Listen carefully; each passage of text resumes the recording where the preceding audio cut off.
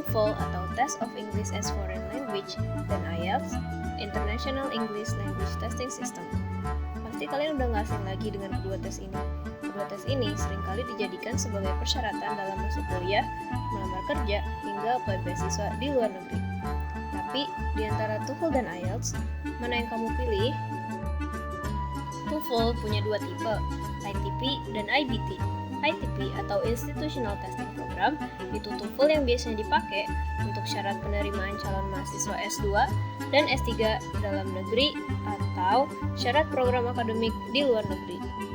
Nah, untuk yang lebih general dan diakui banyak negara di dunia, biasanya orang pilih TOEFL IBT atau Internet Based Test.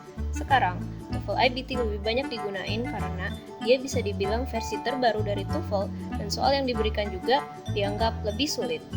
Sesuai namanya, Internet Based Test. Untuk tes ini, kalian akan diminta untuk merekam semua jawaban di komputer yang sudah connect ke internet. Lalu, jawaban akan dikirim langsung ke ETS atau Education Testing System yang merupakan penyelenggara dari TOEFL itu sendiri. IELTS juga memiliki dua jenis tes. Yang pertama, IELTS akademik buat kamu yang mau apply kuliah di luar negeri atau pendidikan tinggi lainnya, dan IELTS General Training buat kamu yang mau ikut pelatihan non-akademik, bisa juga buat kamu yang mau cari kerja atau mau pindah kewarganegaraan. Jangan sampai deh ya.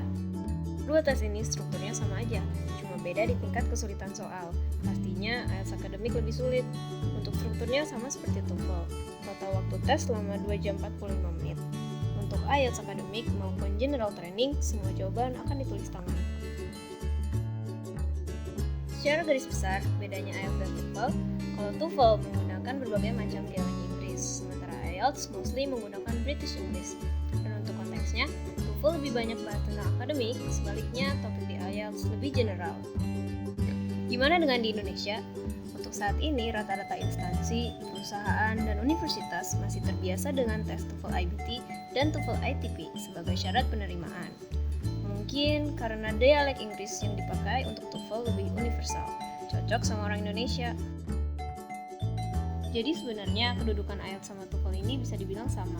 Susah gampangnya tergantung persepsi dan preferensi kamu sendiri. Buat kamu yang mau tes dengan aksen Inggris yang universal, sistem tes yang berbasis komputer, dan topik tes yang lebih ke akademik, kamu bisa pilih TOEFL. Sedangkan kamu yang prefer British English, mau merasakan ngobrol langsung sama native speaker, dan suka topik tes yang lebih general, IELTS bisa jadi pilihan tepat untuk kamu. So, choose carefully, karena harga sekali tesnya cukup mahal loh.